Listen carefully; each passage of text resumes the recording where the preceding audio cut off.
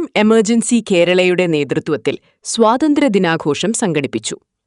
മുട്ടം കവലയിൽ നടന്ന പരിപാടിയിൽ ഈരാറ്റുപേട്ട നഗരസഭാ ചെയർപേഴ്സൺ അഡ്വക്കേറ്റ് വി.പി. നാസർ പതാക ഉയർത്തി. Team emergency Kerala president Afsal K K P. അധ്യക്ഷത വഹിച്ചു. Team emergency Kerala general secretary advocate Suhail Khan സ്വാഗതമാശംസിച്ചു. ഈരാറ്റുപേട്ട ജനമൈത്രി പോലീസ് ഓഫീസർ ബിനോയ് തോമസ് സ്വാതന്ത്ര്യദിന സന്ദേശം നൽകി.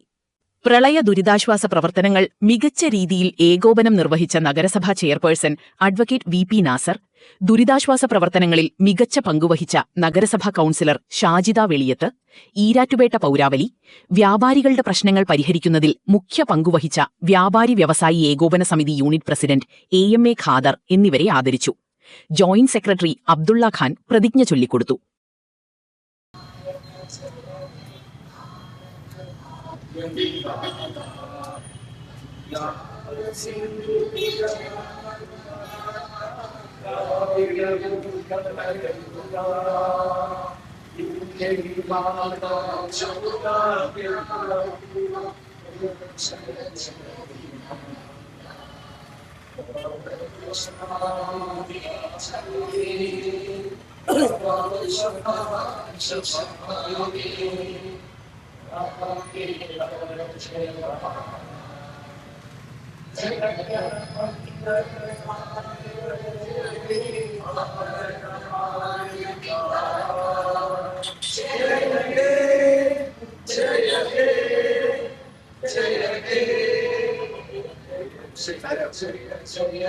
സ്വാതന്ത്ര്യദിന ആഘോഷത്തോടനുബന്ധിച്ച് ടീം എമർജൻസി കേരള സംഘടിപ്പിച്ചിരിക്കുന്ന ഈ സ്വാതന്ത്ര്യദിന പരിപാടിയിലാണ് നമ്മളുള്ളത്.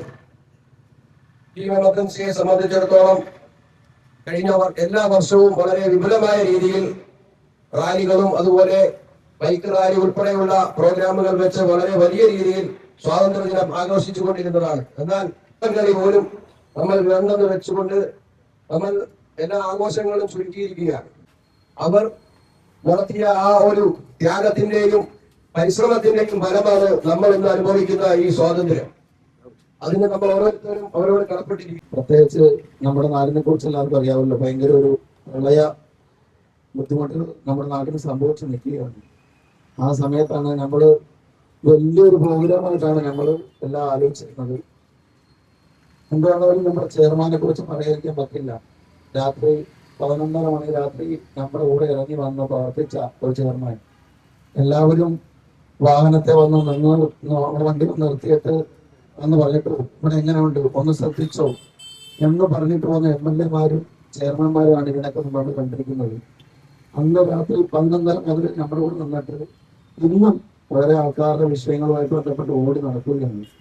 അപ്പൊ ആ ചെയർമാൻ ഈരാറ്റുപേട്ടയ്ക്ക് തന്നെ കിട്ടിയ ഒരു ഭയങ്കര ഒരു അഭിമാനമാണ് നമുക്ക്. ഒരാളെ പോലും മാറ്റി നിർത്തിയില്ല, ഒരു പാർട്ടിക്കാർ പോലും അങ്ങോട്ടും ഇങ്ങോട്ടും മാറ്റി നിർത്താതെ എല്ലാവരെയും ഒരു പുറത്തേടി കൊണ്ടുവന്ന് വർക്ക് ചെയ്യാൻ പറ്റി.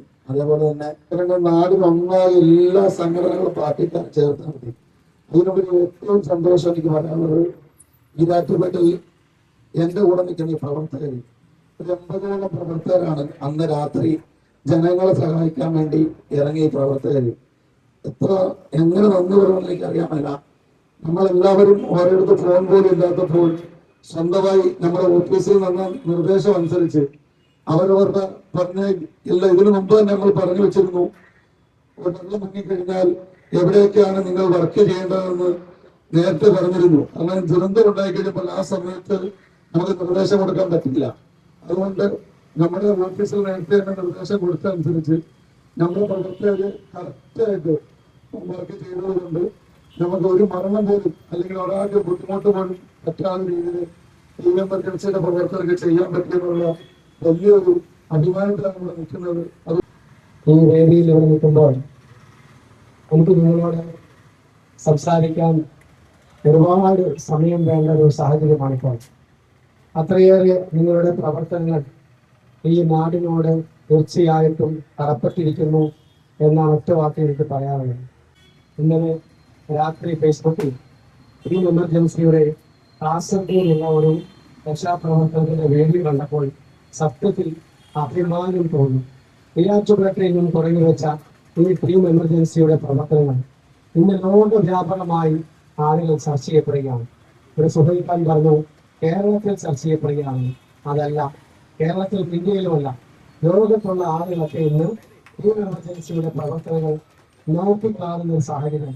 തീർച്ചയായിട്ടും ഇതിന്റെ 80ാമത് സ്വാതന്ത്ര്യ ദിനാഘോഷമാണ് നമ്മുടെ രാജ്യത്തെ ആഘോഷിക്കുന്നത്. ഇന്ത്യയെ സംബന്ധിച്ചിടത്തോളം നമുക്കറിയാം, വൈവിധ്യമാർന്ന ഒരു രാജ്യമാണ് ഇന്ത്യ മഹാരാജ്യം. ഇവിടെ നാനാജാതി മതസ്ഥരായിട്ടുള്ള ആളുകൾ തിന്നു പാർക്കുന്ന ഒരു നാടാണ് ഇന്ത്യ മഹാരാജ്യം.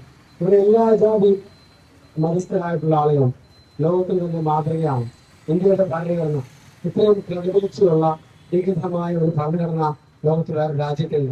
എനിക്ക് ഈ അവസരത്തിൽ പറയാനുള്ളത്, ഓരോ സ്വാതന്ത്ര്യവും കടന്നു വരുന്നത് നമുക്ക് കാര്യങ്ങൾ പഠിക്കാനും ഇന്ത്യയുടെ ചരിത്രം പഠിക്കാനും നമ്മുടെ മക്കൾക്ക് ഈ ബ്രിട്ടീഷ് ആധിപത്യത്തിൽ നിന്നും നമുക്ക് നമ്മുടെ രാജ്യത്തിന്റെ സ്വാതന്ത്ര്യം നേടുത്തുന്ന നമ്മുടെ സമര പോരാളികൾ, സ്വാതന്ത്ര്യ സമര സേനാനികളെ കുറിച്ച് നമ്മുടെ മക്കൾക്ക്, പുതിയ തലമുറയ്ക്ക് അത് പകർന്നു നൽകാനുള്ള ഉത്തരവാദിത്വം കൂടിയാണ് ഓരോ സ്വാതന്ത്ര്യ ദിനവും എന്ന് ഞാൻ ഈ അവസരത്തിൽ ഓർമ്മപ്പെടുത്തുകയാണ്. എല്ലാവരും തയ്യാറാണ്, എന്റെ ഒപ്പം ഉണ്ടൊന്നും പേടിക്കണ്ടെന്ന് പറഞ്ഞ് ആ സമയത്ത് മുതൽ എന്റെ കൂടെ നിന്ന് എല്ലാവർക്കും, എല്ലാ ടീം എമർജൻസി അംഗങ്ങൾക്കും, പിന്നെ ബാക്കി 2 നന്മക്കൂട്ടം റാപ്പിഡ് റെസ്ക്യൂ, അവരെയും മറക്കരുത്. 3 സന്നദ്ധ സംഘടനകൾ ഇലപ്പുഴയുടെ അഭിമാനമാണ്. അതിനേക്കാൾ ഉപരി എനിക്ക് വാർഡ് കൗൺസിൽ രാജ്യത്തിന്റെ 80ാം സ്വാതന്ത്ര്യ ദിനത്തിന്റെ എല്ലാ ആശംസകളും ഏറ്റവും അഭിമാനത്തോടുകൂടി ഞാൻ ആശംസിക്കുകയാണ്.